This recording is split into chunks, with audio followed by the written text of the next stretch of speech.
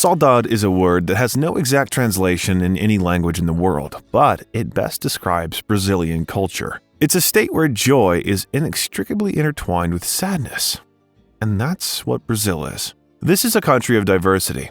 Races, religions, languages, and cultures. It's home to such genres as bossa nova, tropicalism, sertaneja, baile funk, or favela funk. From here came samba, lambada, maxixe. Today, I suggest you get to know Brazilian culture better, and specifically its music. Why did Brazilians protest against electric guitars? To which Brazilian musician did Kurt Cobain write a letter and beg to return to stage? How did political repression affect Brazilian music? And what does saudade mean anyway? You are on the Melomania channel, and we are getting started. Eu fico imaginando nós dois.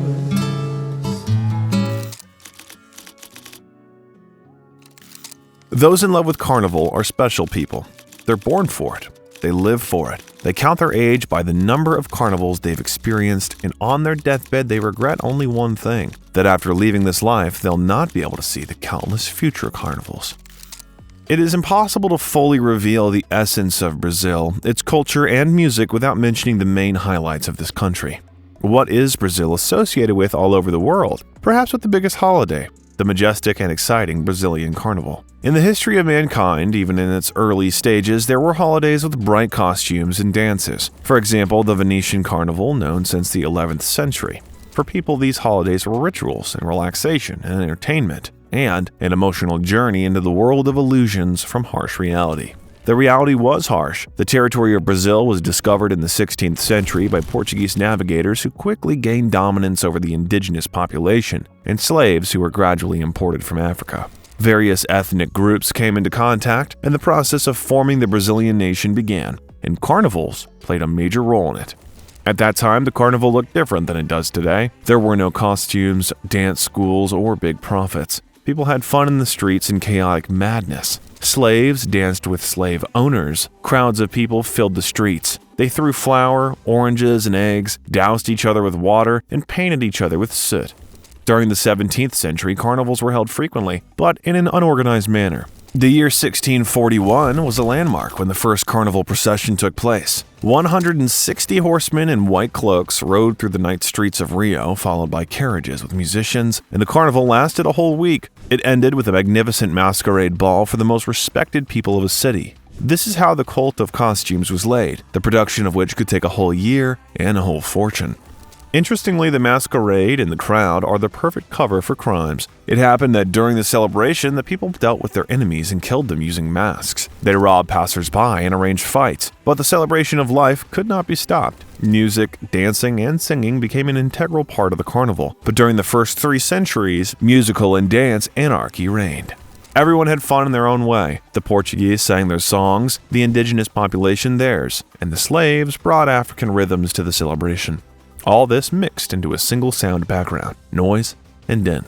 Times changed, so did the carnival. The noise and din had to turn into real music, and the chaotic dances into real choreography. So the carnival divided. The poor remained on the streets, and the wealthy moved to the spacious halls where they danced the then popular polka, which came from Europe. People who prepared carnivals gathered in clubs.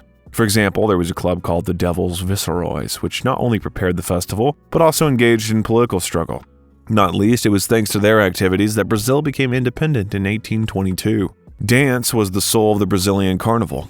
After polka's triumph, the maxixe, the first urban dance that emerged in Brazil, gained the same popularity. It incorporated various elements borrowed from polka, Cuban habanera, and Afro-Brazilian music. As a result, they formed a new organic musical style, on the basis of which there was created a sensual dance, a kind of tango analog.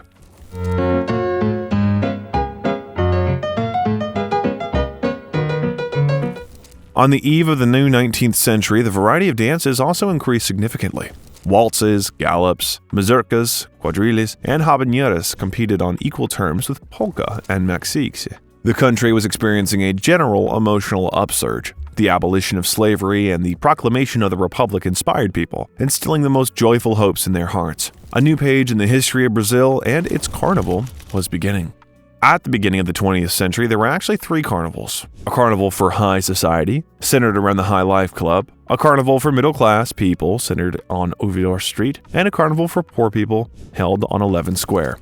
As the rich joined together and formed clubs, it inspired the middle class to do the same and form their own groups. They had their own dances, their own music, their own looks, costumes, and characters. This was led by a teacher-conductor who walked in front so the festive procession looked organized, like a real team.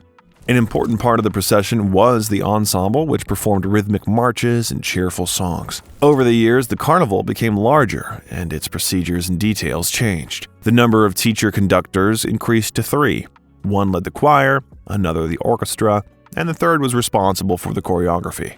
At that time, carnival blocks, or blocco carnavalesco, appeared, that is, large gatherings of people who walked along the streets. Blocks were formed spontaneously from residents of one street or one block, often on the holiday's eve, and just as spontaneously disbanded after its end. These first organized groups paved the way for the emergence of samba schools, the foundation of today's carnival. The first school was established in the prosperous area of Estacao Rio Largo, and then others began to appear in different parts of the city. First of all, on the hills of Menguera and Salgueira. It was there that the famous samba schools were created: Estacar Primera, Azul y Bronco, Paz y Amor, and finally Portela, one of the most popular even today. Modern samba schools are officially registered societies that, through voting, elect a leader, a flag bearer, a conductor, and a coordinator who is responsible for the unity of music, song, and dance. To get into such a school, you need not only to impress the admissions committee, but also to withstand a huge workload during the educational process. The general and indispensable requirement of these schools is the observance of the national color. It's manifested in costumes, music, songs, and dances.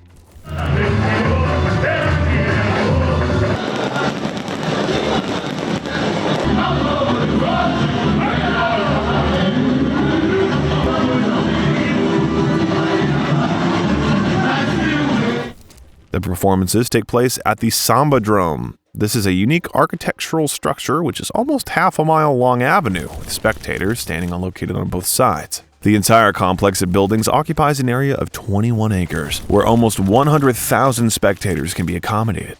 Every day, 3 to 4 samba schools pass through the Sambadrome, each of which has from 3 to 5,000 performers. The total number of schools reaches 12.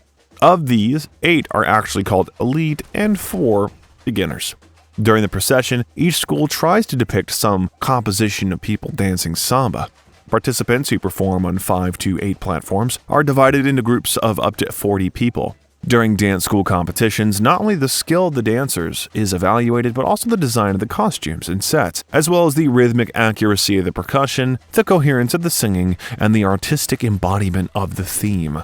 The performance of the female flag bearer, who traditionally stands at the head of each procession together with the master of ceremonies, as well as the overall cohesion of the school's performance, are also evaluated.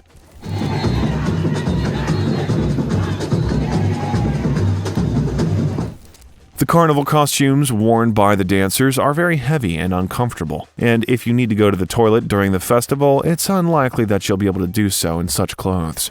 Therefore, all female participants are given special disposable bags. Today, Carnival is a national holiday. It's held annually throughout the country, and in each of the regions, it differs in its specificity. And yet, the center of this holiday, as before, remains Rio de Janeiro. De facto, Carnival begins 3 weeks before its official start. It is a pre-Carnival, a kind of dress rehearsal.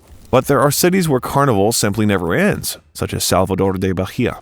There, Carnival block rehearsals continue throughout the year. Every week, the Afro-Brazilian drum orchestra Olodum, impressive with its all-consuming percussion, marches through the city streets. It's not for nothing that Michael Jackson chose it to record one version of his famous composition.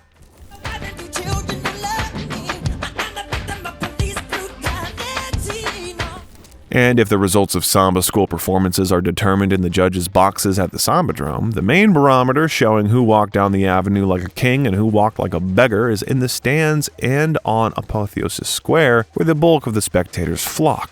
The national holiday has largely turned into a grand commercial show for wealthy tourists. This spirit permeates everything. Even the booklets with song lyrics released on Carnival's Eve, intended mainly for Brazilians, are literally stuffed with advertising from huge corporations. Carnival has been successfully existing for many centuries. The country is filled with crowds of tourists. Hundreds of thousands of new jobs appear every year, although employment is usually temporary. According to official data, 250,000 vacancies were created in Rio de Janeiro alone this year. Many go to work in samba schools and replenish the army of seamstresses who have to sew thousands of costumes and masks in record time. Collective madness, as one of the many hypostases of Carnival, threatens with sad consequences. For example, we can recall 2 real final figures of one of the carnivals that took place in Rio de Janeiro not so long ago. 140 people killed and 11,000 injured. All this gives rise to gossip that predicts the death of Carnival. However, Brazilians do not share such thoughts. And here's why. Virtually no one works all week. At this time, there's simply no room for transport on the city roads, which are filled with thousands of half-naked crowds. At this time, the huge city lives to the rhythm of samba. Everybody dances this fiery dance, both locals and guests from all over the world. As a rule, such numerous carnivals are not without curiosities. Thus, in 2006, the carnival opening in Rio de Janeiro became more than enchanting for the city authorities. On this day, a group of unknown people in carnival costumes, to the sounds of the passionate rhythm of samba, broke into the local museum and stole several paintings by the most famous artists: Picasso, Dalí, Monet, and Matisse. Preparations for the next year's carnival begin immediately after the parade. Each league involves thousands of professionals. Private sponsors cover the high costs of creating costumes for each participant, but the latter have to save money and live very modestly. But even so, no one's going to stop. In 2017, the carnival set a record with 6 million spectators. Interestingly, what you can traditionally see about carnival on television actually refers to the official competitions of samba schools at the Sambadrome. These are some kind of demonstration performances. Instead, the real folk festivities rage on the streets of Brazilian cities, towns, and villages, each of which has its own traditions and characteristics. This is exactly the crazy, restless, sexually debauched carnival that everyone wants to visit. Brazil is not distinguished by puritanical morality, so during the festival, both men and women have the opportunity to do whatever they want. Of course, with mutual consent. Interestingly, couples often even break up before the carnival to have fun, and after it ends, they reconcile for a whole year. Advertising posters signal the carnival's approach, saying that there is no carnival without protection, and Brazil without carnival. But every coin has 2 sides. What is on the dark side of the Brazilian carnival? A place where millions of tourists flock cannot but attract those who want to make money on them. It's no coincidence that a few months before Carnival, local news begins to be actively replenished with criminal news. Criminal groups that control the vast territories of Favelas, that is, Brazilian slums, also want to get their piece of the Carnival pie, and a few months before the holiday begin, to divide the territories. Murders, shootouts, kidnappings. This is what Rio de Janeiro really lives with day after day over the past decades. The statistics are terrifying. More than 40,000 murders in 16 years. Over the past 10 years, 40 children have become victims of a random bullet. In January 2018 alone, about 700 shootouts, 146 deaths, and 158 injuries were recorded. The following scene is absolutely normal for Rio. On one of the most famous city beaches, Ipanema, resort life is in full swing. People are sunbathing, doing sports, taking selfies, and only half a mile away, in the Favela da Rosina, a real war is going on. Automatic rifle cues, grenade explosions, and death.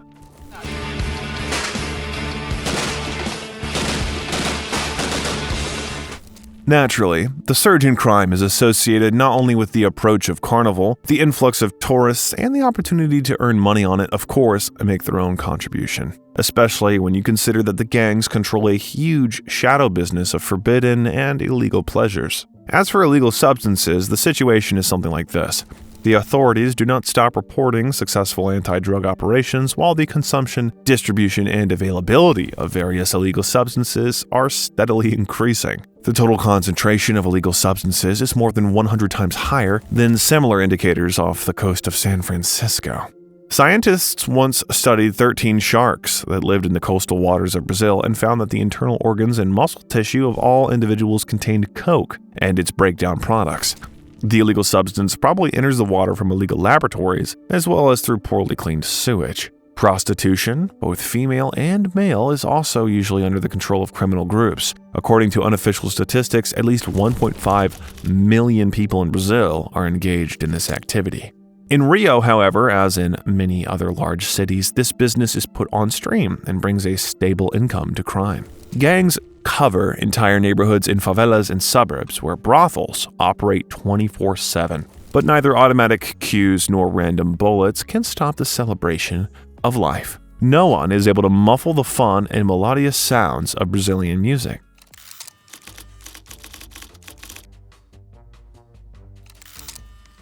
So let's talk about it. What is Brazilian music? There is a stereotype that Brazilian music is usually cheerful and carefree. People dance to it, enjoy life, and sunbathe on beautiful beaches. The truth is that it has different facets, and Carnival has influenced each of these facets. The debate about what exactly is Brazilian music began in 1928 when Brazilian modernist Oswald de Andrade released his Anthropophagic Manifesto. In the 1920s, the country's intellectuals and artists fiercely argued about Brazilian identity and its roots.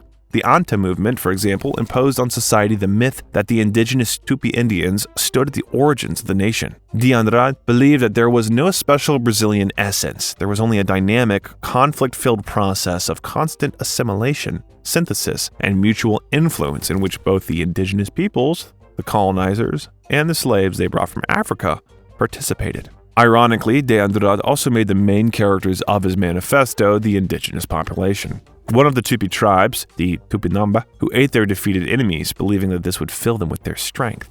De Andrade called on Brazilians to absorb, like these cannibals, other cultures, critically and selectively only what was important for Brazil's autonomous cultural project. Actually, that's pretty much how it all started.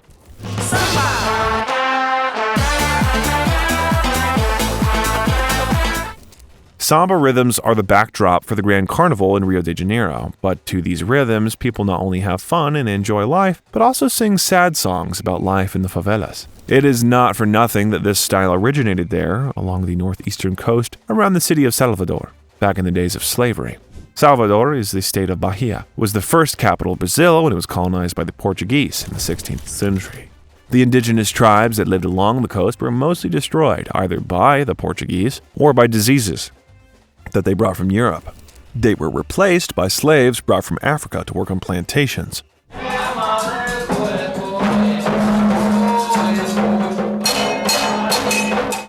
Over the next 300 years, an estimated 4 million Africans were forcibly transported to Brazil. This was the largest slave population in the world, and Salvador was a major port for slaves. Salvador is still a predominantly black city, where the samba rhythm developed from percussion styles used in the African religion of candomblé, which was banned during the slavery era. During candomblé ceremonies, drummers invoke various gods or orixás, who are considered protectors and guides for the faithful. This religion evolved through trickery. Slaves worshipped African gods while pretending to pray to Portuguese Catholic saints. African beliefs and Catholicism began to blend, but the African rhythms used in candomblé remained unchanged. The name samba comes from the African style of samba, which was transformed by slaves in Bahia into a dance known as samba de roda.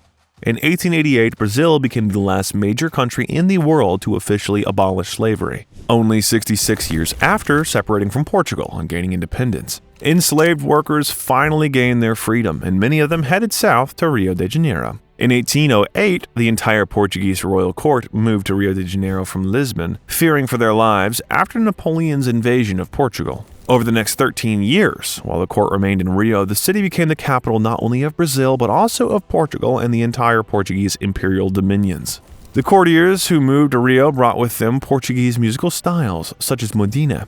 Modina is one of the foundations of Brazilian music, an almost erotic form of song created in the Portuguese court by the Mad Monk, a priest who used music to seduce young girls. He adapted folk forms and court poetry, creating music that could express a range of tender feelings. It became so popular in cities like Salvador and Rio that young men could be heard serenading the streets every night.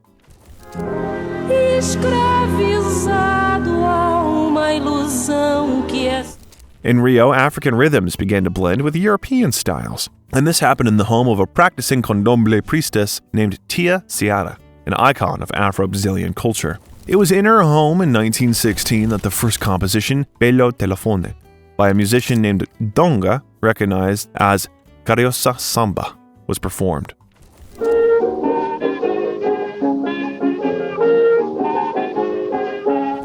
Tia Ciata's house became a center not only for samba musicians but also for performers of choro, an urban style that became the first Brazilian music to be popular in Europe. Choro blended Afro-Brazilian rhythms with European dance styles, creating a sound that was Brazil's answer to New Orleans jazz. The most famous choro performer was the composer and flutist Pijinguana. They say in Brazil, quote, "If you want to write about Brazilian folk music, you'll have to write many volumes. But if you want to describe it in one word, it would be Pijinguana."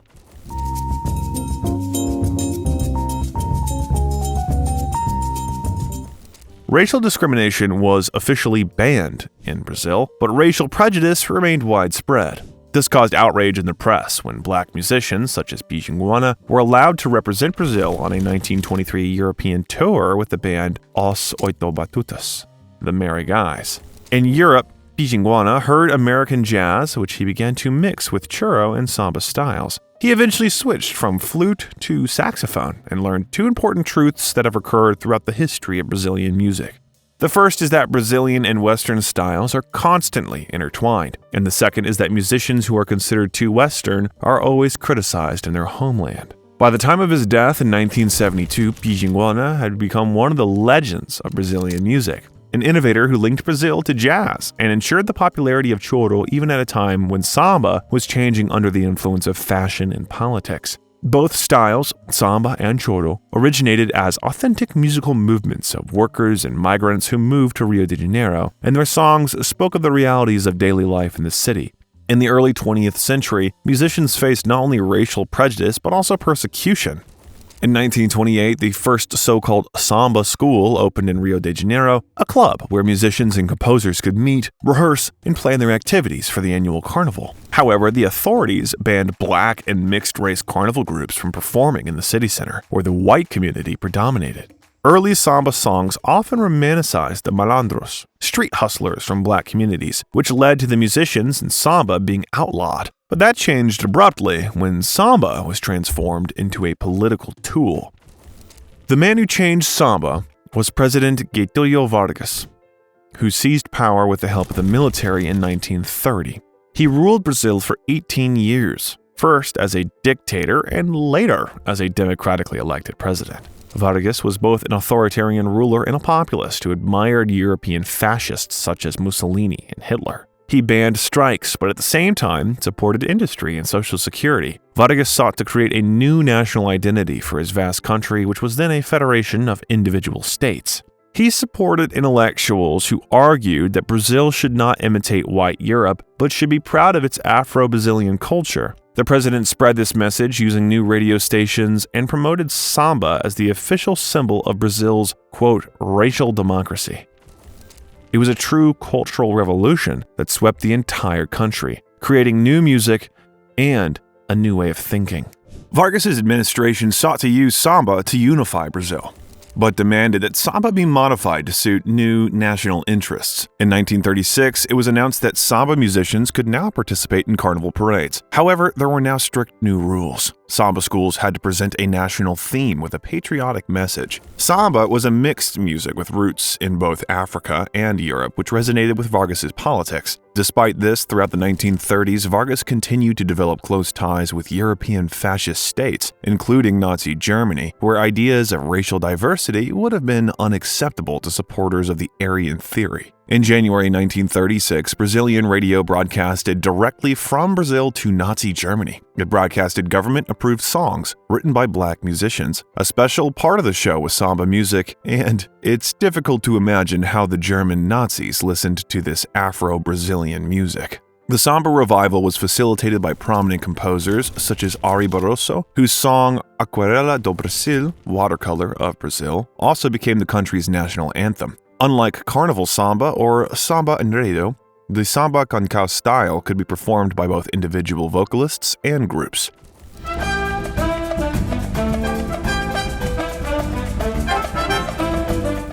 The first star of samba was Dorival Caymmi, a famous singer and composer. He was recognized for his unique style of guitar playing. He was the first to simultaneously perform as a singer, composer, and guitarist, similar to Bob Dylan. Dorival was a talented singer with a beautiful voice. His music was fresh and simple, but with deep lyrics. Vargas's flirtations with Nazi Germany ended in 1939 when Brazil signed a treaty of good neighborliness with the United States, strengthening ties between the two countries. This was a timely move, as it was at that time that the first international samba superstar and the most successful Brazilian actress in Hollywood emerged, the flamboyant and controversial Carmen Miranda.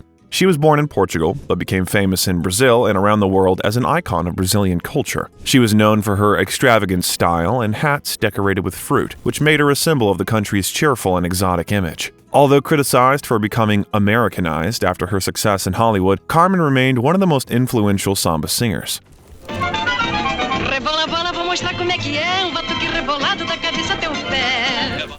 On her triumphant return to Brazil in 1940, she was not as warmly received as she had expected. She was booed, which was a serious blow. The reason was that her image, created for Hollywood, was more associated with frivolity than with the real and difficult life of ordinary Brazilians. However, her achievements left an unforgettable mark on Brazilian music. Although her image was more humorous and show-oriented, Carmen's true talent and her contribution to the popularization of Brazilian culture are beyond doubt.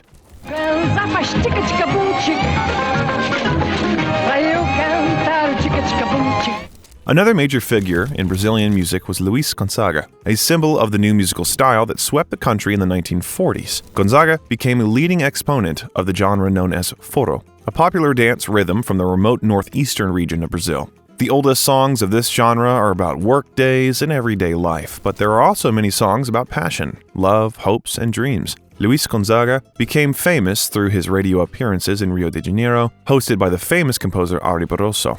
At a time when samba was the main national style, Gonzaga showed that the music of his native region could be just as popular. He's often compared to Bob Marley in reggae, as he combined different musical influences and popularized a new rhythm. The forró style became an important part of Brazilian cultural life, reflecting the experiences of migrants who left poor rural areas and traveled south in search of work. Gonzaga wrote songs about their lives and struggles, becoming the voice of the people, just as samba reflected the realities of urban life.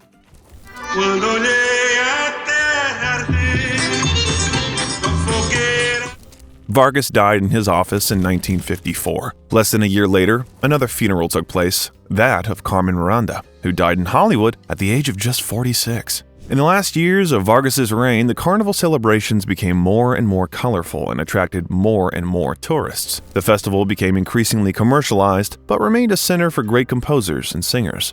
Samba schools became an important part of Rio's musical life, not only as music clubs that competed during the Carnival celebrations, but also as recreation centers. Every Brazilian has a favorite samba school, like a favorite club for football fans. President Vargas gave Rio the carnival that made the city world famous, but less than 2 years after his death, a new form of samba emerged that reflected a new political era in Brazil and led to even greater international recognition. It was bossa nova, a new stylish music for a confident new age.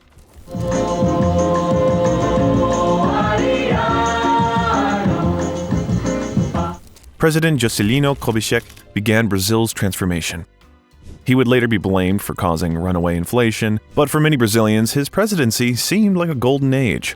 It was at a time when Brazil seemed to be doing well in everything. The soccer-obsessed country had won the World Cup for the first time in 1958, thanks in part to a young player named Pelé. Bossa Nova, a new style, reflected this new optimism and appealed to Brazil's growing urban middle class. It was influenced by Western classical music, jazz, and samba. The stars of Bossa Nova were three key figures, starting with the Bahian singer and guitarist João Gilberto.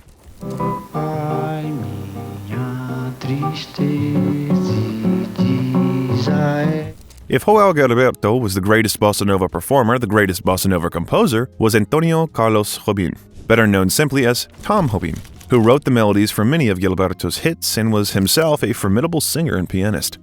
The third member of the team that dominated the genre was the poet Vinicius de Moraes, who wrote lyrics for melodies by Tom Jobim and other composers. He was also a singer and worked with, among others, guitarist Baden Powell.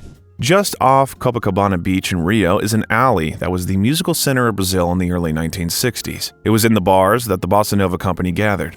In the late 1950s and early 1960s, bossa nova musicians were patronized by the government of Juscelino Kubitschek and his followers. Under Kubitschek, who promised 50 years of progress in 5 years, Brazilians were full of optimism. The president's words were not at odds with his deeds, and he immediately set about building a new futuristic capital, Brasilia. In a sense, bossa nova was one of the achievements of the Democratic president, a musical expression of what the American philosopher Thomas Skidmore called, quote, the years of confidence in Brazilian history. During this age of innocence, both the bossa nova and the future tropicalistas were growing up. They later admitted that when they first heard the song Chega de Saudade on the radio, they experienced something like a revelation. However, they were inspired by much more. Although almost all the tropicalistas grew up in small towns in the state of Bahia, one of the poorest in the country, they were advanced cosmopolitans. They read magazines from the then capital of Rio de Janeiro, followed Brazilian and world cinema, and were up to date with all the latest musical news thanks to the radio. Jazz had the greatest influence on bossa nova, but the opposite is also true. American jazzmen constantly came to Brazil to listen to and be inspired by this new sound. For example, Charlie Bird and Herbie Mann were so enamored with bossa nova that they returned home and recorded an album of covers of Gilberto and Jobim. Amazingly, for a jazz album, it became a bestseller and stayed on the American charts for 70 weeks.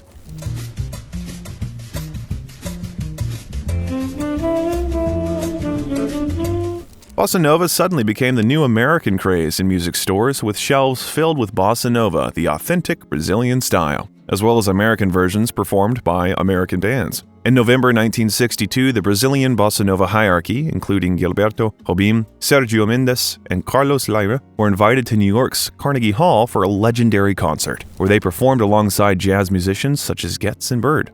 This contributed to the fact that the greatest musicians began to move to America, and bossa nova in its homeland began to decline. It was in America that the most famous bossa nova hit, The Girl from Ipanema, was written. The song was written by Jobim and Vinicius in 1962 while they were sitting in a bar near Copacabana watching young women walk by. Girl from Ipanema goes walking, and when she passes, each one she... The song became a huge hit in the States in July 1964 when it was sung in English by Gilberto's then wife, Astrid. Look straight ahead, not at him. Tall and tan. In 1964, a military coup would take place in Brazil, and power would pass to the military for 21 years. This would destroy the image of a carefree, romantic Brazil. Censorship would appear, bossa nova would transform, and a new generation of musicians would fight against persecution and repression.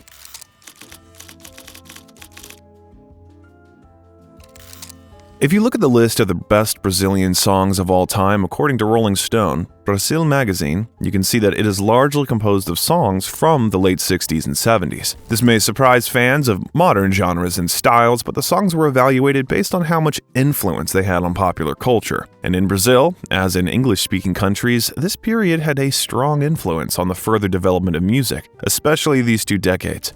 While the Beatles and the Doors recorded their hits in completely free countries, new Brazilian music was created in conditions of severe censorship, the imposition of patriotism, as well as a vigilant and suspicious attitude of the authorities towards new trends in culture.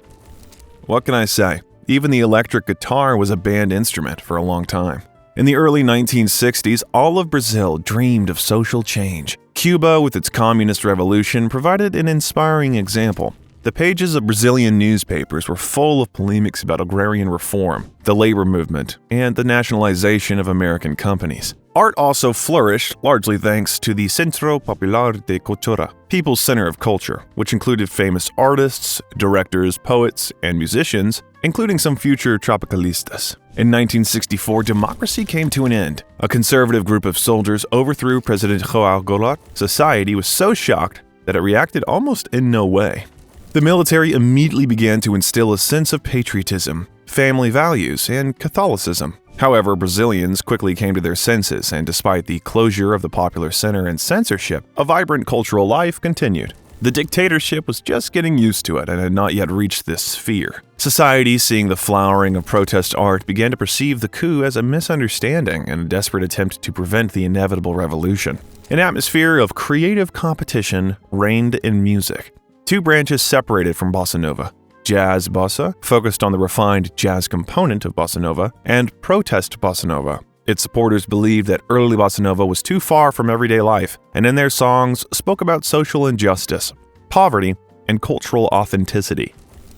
These branches of bossa nova, which protected Brazilian music from the influence of rock and roll as well as their variations, were called música popular brasileira, popular Brazilian music. The future tropicalistas, who gradually gained popularity, were part of MPB and played music similar to classic bossa nova. The biggest names of the new era, musicians Caetano Veloso and Gilberto Gil, met in the capital of Bahia, Salvador, where they got their higher education. When, after graduating, they moved to the more developed Rio de Janeiro and Sao Paulo and began to seriously engage in music, they were dubbed the Bahian Band. In 1966, Caetano Veloso publicly criticized both branches of MPB, jazz bossa for its elitism and protest bossa nova for its aesthetic retrogradeness. Veloso called for the search for an evolutionary line of Brazilian music. Veloso saw this evolutionary line in the combination of bossa nova with the growing popularity of Brazilian rock and roll, the Yeah Yeah Yeah movement. This is an ironic name taken from the Beatles' song She Loves You.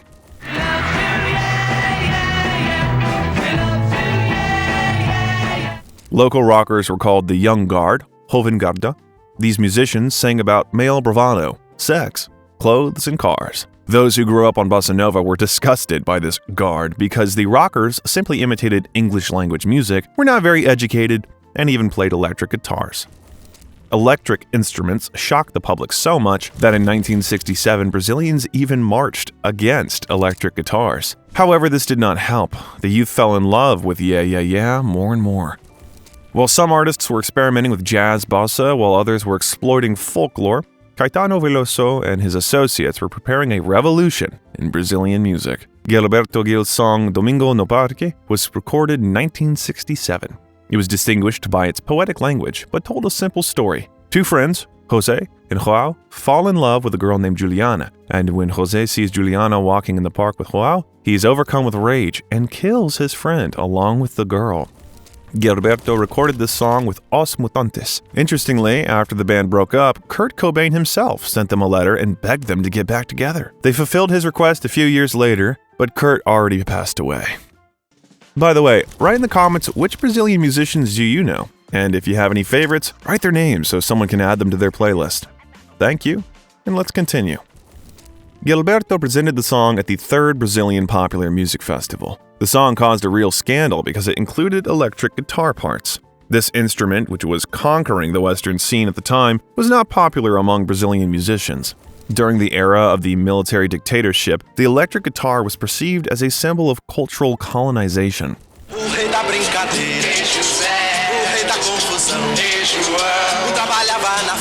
Thus, Gilberto Gil began a revolution.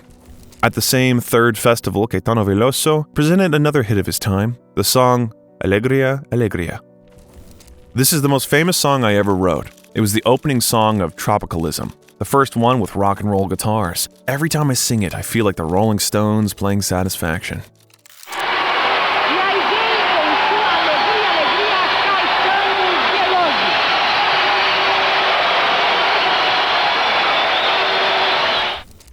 In form, Veloso's song was a traditional march, but played on electric guitars. The verses mixed the personal and the political, the erotic and the civic. It was a challenge. A musician who had previously sung intelligent bossa nova, a philosopher by training, played rock and roll. "You don't understand anything. Absolutely nothing," shouted from the stage long-haired Caetano Veloso and a necklace of alligator teeth. The students in the hall threw everything they could get their hands on to Veloso. They were annoyed by the musician's impudent appearance and the sound of electric guitars imported from the imperialist West. The musical manifesto of this movement, the movement for new trends and a revolution in music, was a record released in July 1968. The record was called Tropicalia, or Bread and Circuses.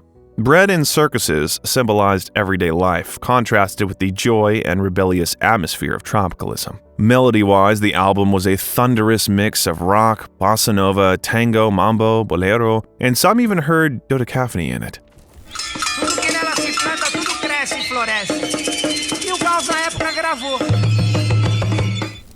The music of Caetano and Gilberto combined Brazilian traditions, bossa nova, yeah yeah yeah, foreign pop music, and avant-garde experimentation, and soon reached its apogee.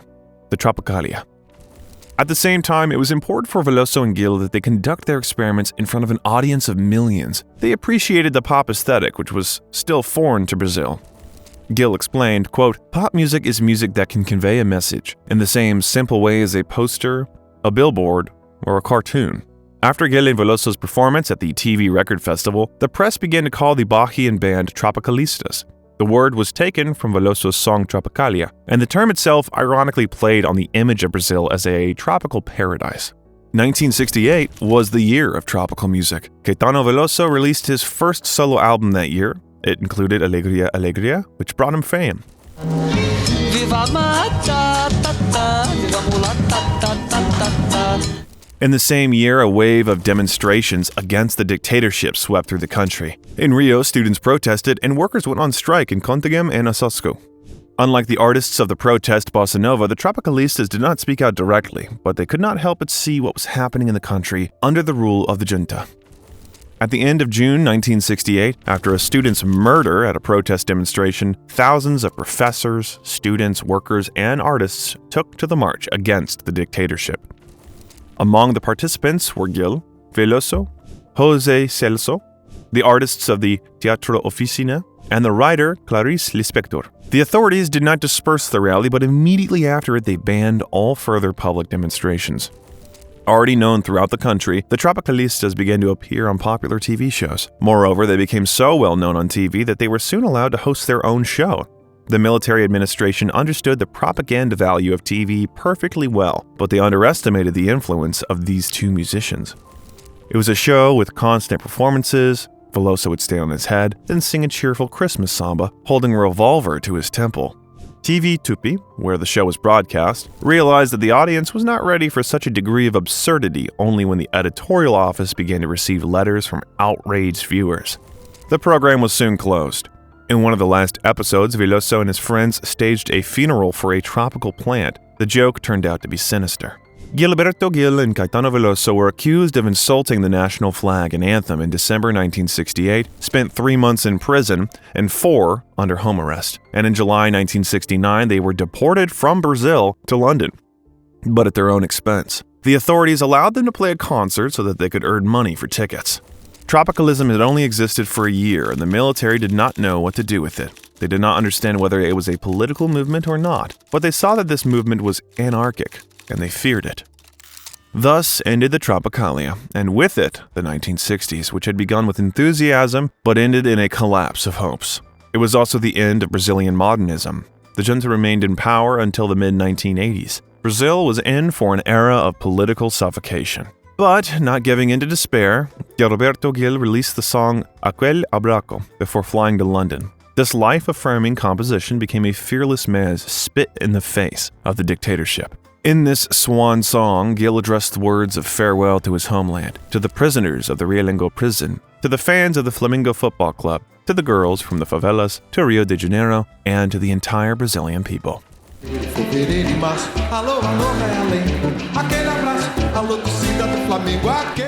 This period was also marked by other prominent figures. Another such figure was Chico Buarque, also a Tropicalista. He was not deported in time. He went to Italy himself and returned in 1970. Censorship and political persecution only gained momentum. In 1971, he recorded Construction, a song whose heavy impression of sound is enhanced by the story it tells and the way it is written. The song tells the story of a construction worker who died at work. One of the sectors that expanded the most due to economic growth was construction, but workers earned little and worked overtime. Accidents at work were common.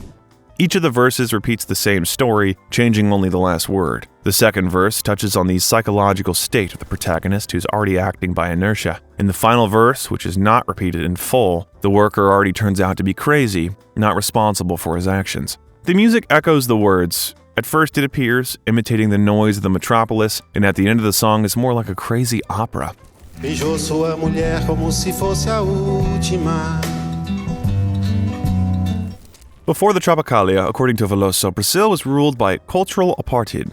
Some art forms were considered low, others high. The fusion of genres was perceived painfully.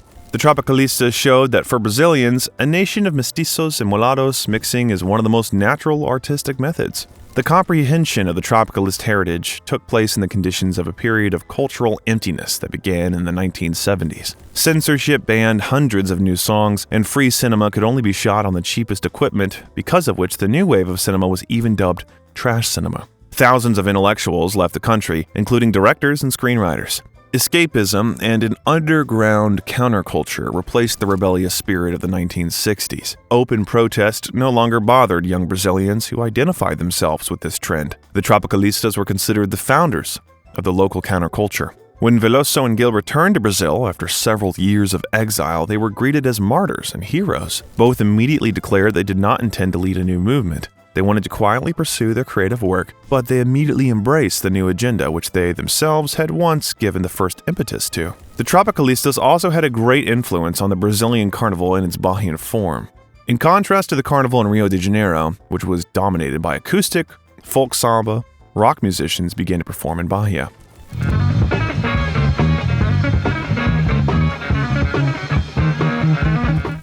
We can't help but mention the man who's called the father of Brazilian rock music. His name was Raul Santos Seixas. He started his career by forming the band Raulzito e os Panteras, but he became famous with a solo song called Ouro de Tolo, which means fool's gold.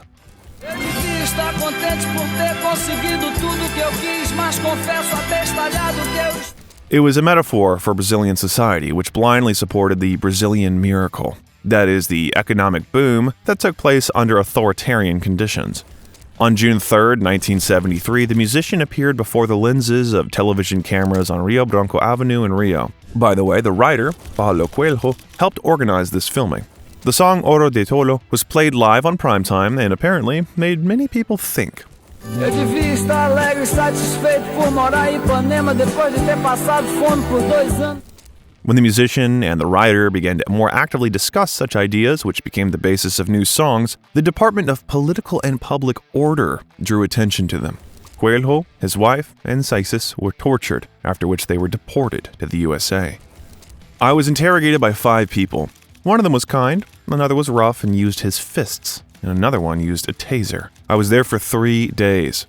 You know, each of them was a person. This violence was personal. I didn't know who was coming to me. I could only hear the steps. The main achievement of the Tropicalistas was that they questioned the very concept of a single national culture, the very idea of a primordial Brazilian essence cast in amber, and any other. The Tropicalistas called on society to abandon all isms and dogmas, genre frameworks, and aesthetic prejudices. Instead, they offered a continuous and sincere dialogue between different trends, styles, eras, and cultures.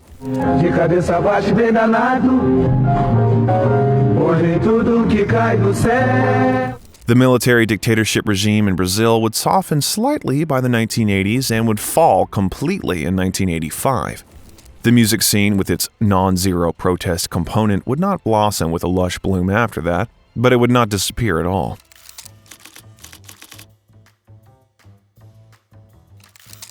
The first musical phenomenon to really make a splash on the internet wasn't funk, but phonk. In 2023, this genre was one of the most popular genres on TikTok. Does the phrase toma toma mean anything to you? It's one of the most famous phrases in the world of Brazilian funk.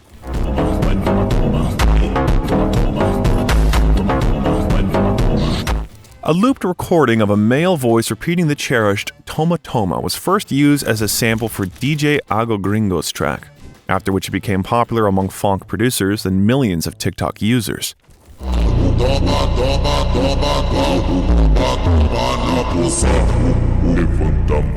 Interest in the mysterious phrase Brazilian funk is growing on other platforms as well. For example, the most popular YouTube playlists with a selection of Brazilian funk collect hundreds of millions of views. Despite the similarity in names, there's practically nothing in common between Brazilian funk and funk. The sound of the new style mixed classic samples for the original genre, rhythmic patterns of carioca, the melody of Latin American music, and dialogue clips from Japanese cartoons. It's difficult to say whether the Brazilian funk trend could have been a precursor to the favela funk trend. However, the genre is currently going viral on TikTok, a social network that has been defining all future trends in popular culture for the past few years.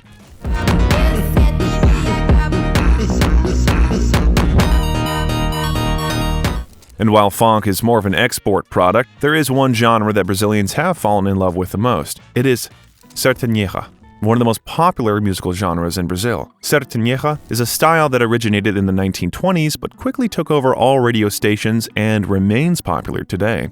Unlike many styles, it's largely defined not by the manner of instrument or performance, but by the content. The sertaneja musical genre includes romantic, sentimental songs often performed by a duet. The word sertanejo itself comes from the word sertão, which in Portuguese means areas remote from large cities. Ana Castela started her career relatively recently in 2021, but in 4 years she managed to achieve immense popularity. First of all, thanks to her voice,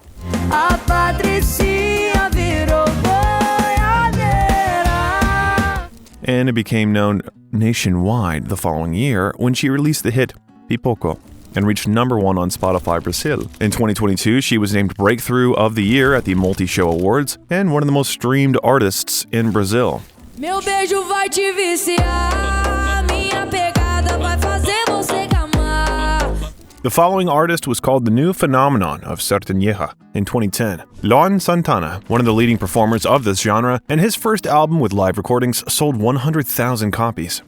E aí que cai a ficha que eu não vou te ver. Será que esse vazio dia vai me abandonar? In 2010 alone, he played 300 concerts and, in the same year, performed at a festival in front of an audience of 50,000 people. Not a year goes by that Luan Santana does not receive well-deserved awards. Among them, for example, is the Grammy for the Best Album in the sertaneja genre.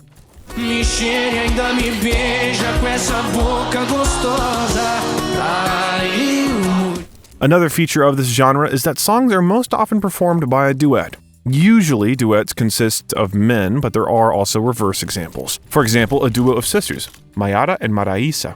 They started singing at the age of 5, but their big career began in 2004 after the release of their debut album, Totalmente Livre. Sabe que eu sou viciado e bebo dobrado ouvindo modão.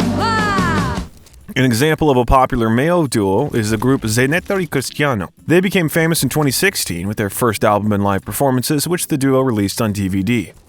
Mas enquanto ela não voltar, eu vou continuar. Mas não é mais a minha notificação preferida. Today, the Brazilian music industry is experiencing rapid growth, generating nearly $1 billion a year. Although this is 10 times less than in the United States, it's still a significant number. Like the US, Latin America has its own Grammy Awards, which have been held since 2010. Since then, Brazilian artists have won 163 awards, just 4 fewer than Mexican singers. When it comes to popular music, perhaps the most objective indicator is the number of streams on streaming services and simply popular love. And since one of our goals is to fill your playlist, I suggest you get to know those whom Brazilians love and listen to. Let's start with the music video with the most views, almost 2 billion. It is symbolic that this is a funky carioca by MC Fiote, which was later covered with numerous remixes with famous artists, but the original sounds like this.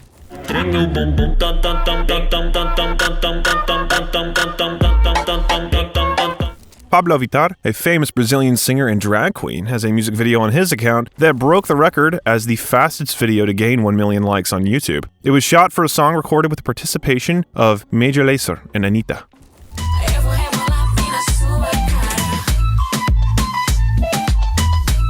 In his teens, Vittar began writing his own songs and occasionally performed in nightclubs and at pride parades, which led to his popularity in the local LGBT community. He first appeared on screen in 2014 in one of the Brazilian TV shows where he performed Whitney Houston's I Have Nothing.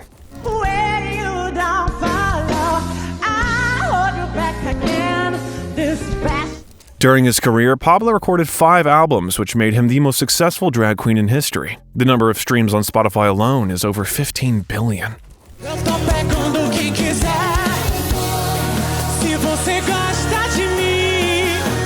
I don't know why, but Brazilians love live recordings. Some artists don't even record songs or shoot music videos, but simply publish live recordings and videos shot in cozy cafes somewhere on the ocean. This video in particular has almost 1 billion views.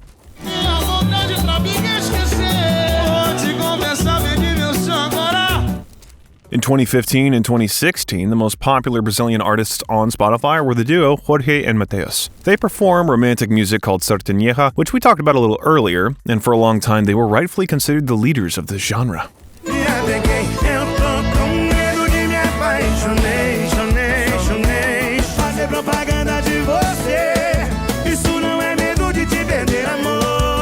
Also on this platform for several years in a row, a singer named Marília Mendonça dominated. She was called the best voice of Brazilian music of all time and the queen of melancholy. Marília became famous in 2016 with her hit Infiel, which received diamond status and became one of the most popular songs in Brazil.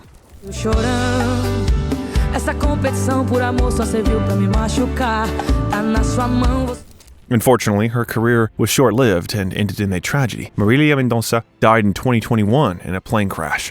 She left behind 4 solo albums that have not lost their popularity over time, but quite the opposite.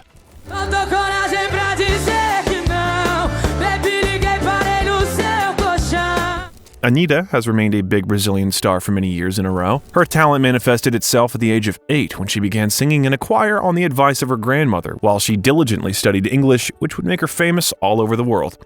In 2012, she became the discovery of the year when a video of her singing went viral on the internet.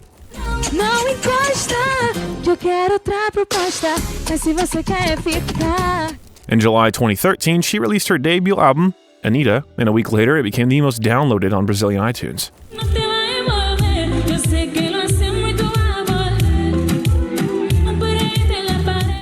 Among her achievements, we can highlight the title of Best Latin Artist, according to the MTV Video Music Awards, and the title of Best New Artist received at the Grammy Awards.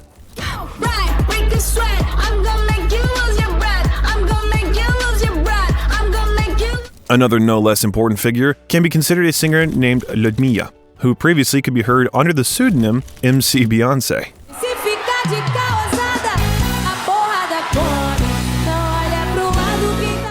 Due to possible lawsuits, the name had to be changed, and it was as Ludmilla that she released her debut album, which made her famous and also later helped her reach 1 billion streams on Spotify.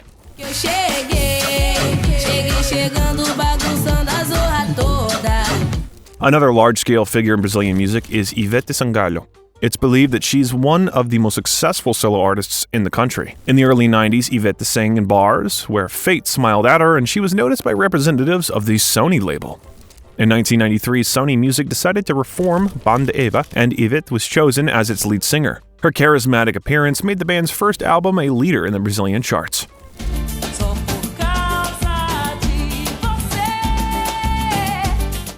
Her 2004 album was a collection of her most popular songs. The album gained great popularity, especially thanks to the song Sorte Grande, popularly renamed Poeira, and became a hit at Brazilian soccer matches and radio stations. The album received diamond certification and became the second best-selling album in Brazil in 2004.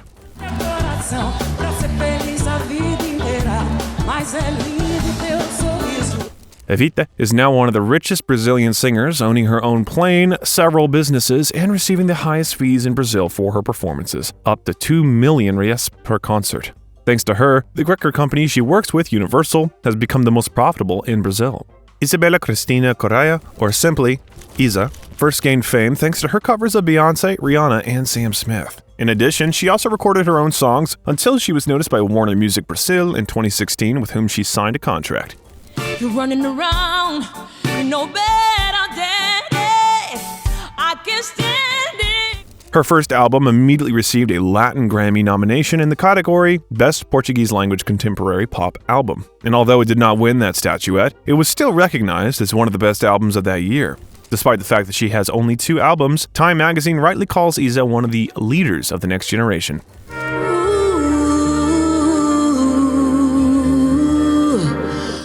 In this video, we talked a lot about favelas and the culture that came out of such places. So I suggest you listen to a song that is the unofficial anthem of the favelas.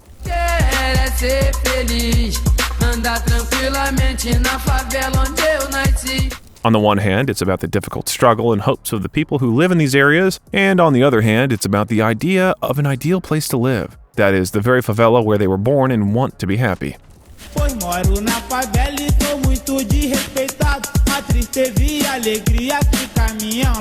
Hip-hop in Brazil is not only funk. It's represented by a huge number of subgenres, from gangsta rap with lyrics about violence to trap, drill, and even grime.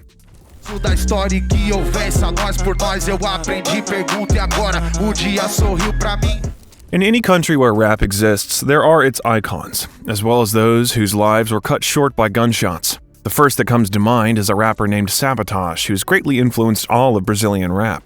His story is somewhat reminiscent of the story of Tupac Shakur. He recorded a breakthrough album inspired by a difficult childhood and youth, starred in several films for which he wrote the soundtrack, and was killed in 2003.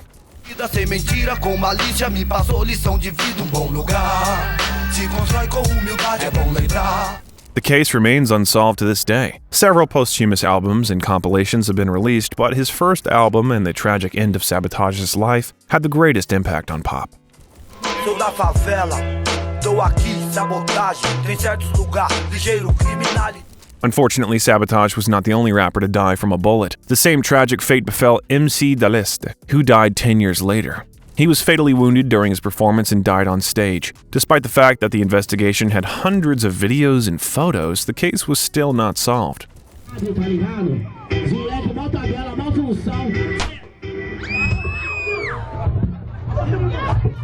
One of the reasons may be that the murders were not carried out by street gangs, but by former police officers. There is a kind of death squad formed from former law enforcement officers who openly hunt rappers with anti-police lyrics. It sounds like the plot of a stupid movie, but this squadron has more than 10 rappers on its account. But not all Brazilian rappers end so sadly. Among those alive today, there are also many who are worth mentioning. For example, the Racionais MCs band. In fact, they are living classics of Brazilian hip-hop and good old school. Logo mais vamos arrebentar no mundão de cordão de elite, 18 quilates, pondo.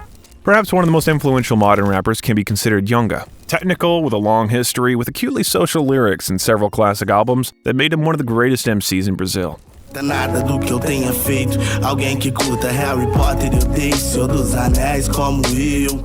Zama is a good, but most importantly a living rapper who successfully experiments and remains relevant despite the great competition and diversity of Brazilian hip-hop. Bem-vindo ao meu poema, minha senhora. Quarta-feira eu tava como? Cascadura na cintura, duas pistolas, pique, Nazaré TDs com... A slightly different, much more Americanized branch is represented by rapper Orochi. Interestingly, his journey began at the age of 14, when Orochi began participating in rap battles called Batalha do Tanque. It was here that Orochi gained 21 victories, as well as his first listeners, who later converted into millions. Strip cantando igual minha glória, cantando igual Orochi, menor sem medo da morte. Another popular rapper who started his career with battles is Felipe Ret. His lyrics perfectly combine poetry and philosophy, so you can often hear the names of different thinkers in his texts. He's helped to promote his music by his own label, Tudo Bom Records, which is now considered one of the most successful in Brazil. Você me libertou, por favor, fique. Quem foi que te enganou com essas fanfic? Finally, I'd like to mention MC Cabelinho, a relatively young rapper who started recording tracks at the age of 15. His popularity was boosted by a role in a soap opera and a joint song with Anitta, and the effect it had on him allowed him to focus on his own work.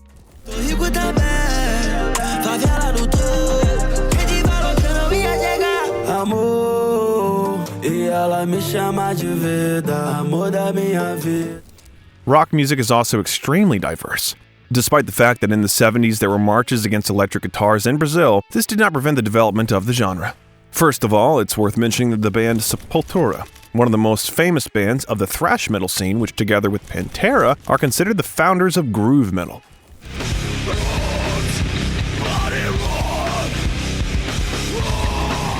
There are enough alternatives. As an example, we can mention the band Far From Alaska. Female, slightly hysterical, slightly pop vocals combined with alternative music with elements of stoner rock.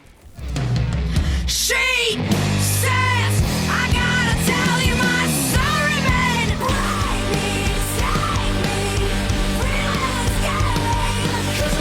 Angra is considered the second most popular band after Sepultura. It was born at the very moment when the world public became very interested in South American rock. The band successfully combines classic traditional heavy rock with elements of folklore.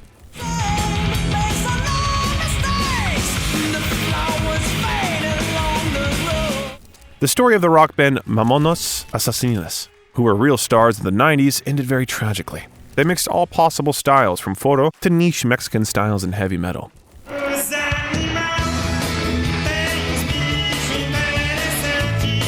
The band's successful career was cut short, along with the lives of all the members, on March 2, 1996, due to a plane crash. It is scary that one of the members, Julio Rasic, told his hairdresser the day before the flight that he had a dream about a plane crash. This was filmed on video, in which he looks worried, but they had to fly on a new big tour.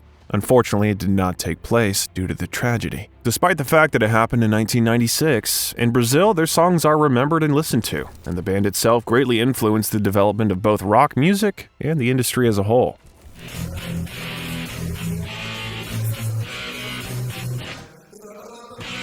Well, in my subjective opinion, there is another band that deserves your attention. The Celine Band is perfect for both the background of your romantic dinner and for quiet evenings alone with yourself. Just close your eyes, imagine how the rain is dripping outside the window, you're covered in a warm blanket, and a long and quiet night lies ahead.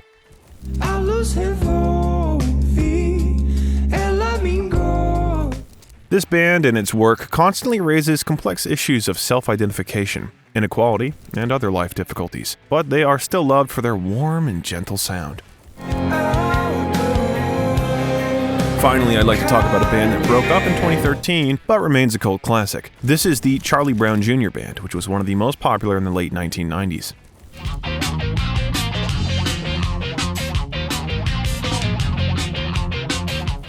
During the 8 years of its existence, the band managed to record 10 studio albums and win several Grammys, but with success came temptations. The biggest of them was the use of illegal substances, which killed the frontman named Coraro and put an end to the band's existence. Nevertheless, their contribution to Brazilian rock remains enormous.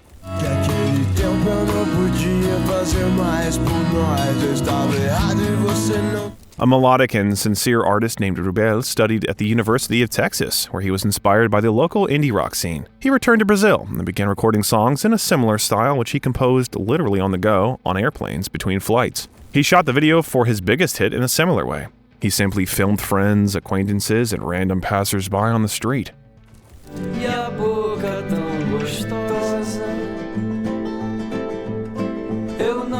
And if you tend to sit in front of a window with rain pouring outside, think about life, and get a little sad, then the Brazilian doom wave is perfect for you. In essence, it's post-punk, both classic and modern.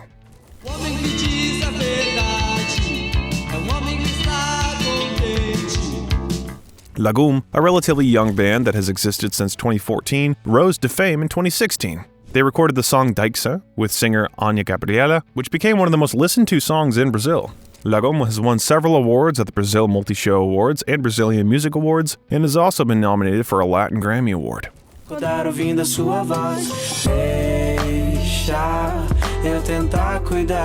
An interesting, albeit rather controversial personality is a singer named Nego de Borel. His videos often cause controversy on social networks, primarily because of his alter ego, the image of a characterized black woman who occasionally appears in videos and on stage. It seems that these scandals only add to his popularity. His videos gained hundreds of millions of views. Sabe aonde você tá?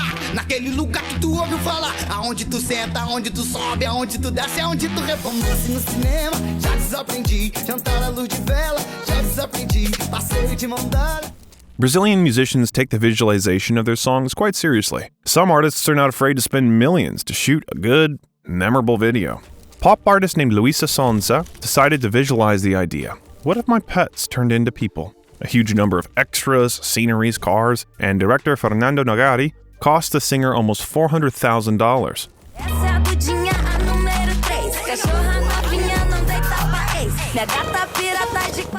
A singer named Gustavo Lima can boast not only huge numbers on streaming platforms, the most expensive shows, but also the fact that he's loved by famous soccer players. For example, Neymar, who sang Gustavo's song with him on the same stage, which made the popular song incredibly popular. Sai do chão, vai! Gata me liga, mas tá de balada.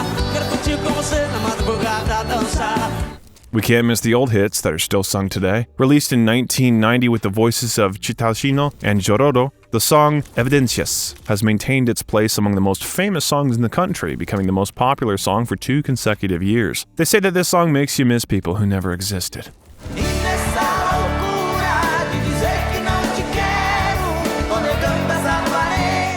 One of the most famous national songs of Brazil, written by Casusa and Robert Freixat and performed by the great Cássia Eller, it still sounds touching and sincere. Eu sou poeta e não aprendi a amar.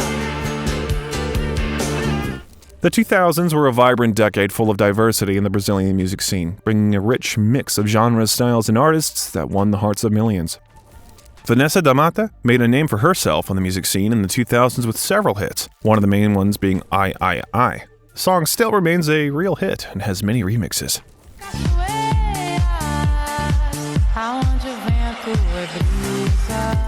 Thanks to her unique voice, Marjorie Estiano left a noticeable mark on the Brazilian popular music scene. I suggest you listen to one of her greatest hits.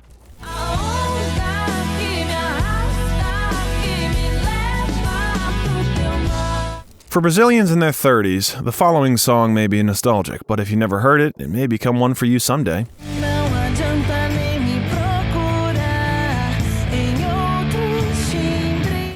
Finally, I would like to share a song written by a true music icon, whom we mentioned above. One of the brightest and most famous representatives of Brazilian rock music and poetry is Cazuza, and one of his best songs.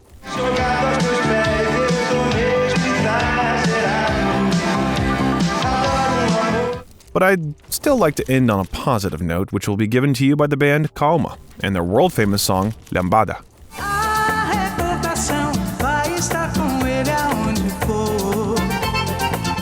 The lyrics and music of the song were borrowed from a Bolivian band, which led to a long court case about plagiarism, but it all ended with the fact that it was the version of the band Calma that became a hit.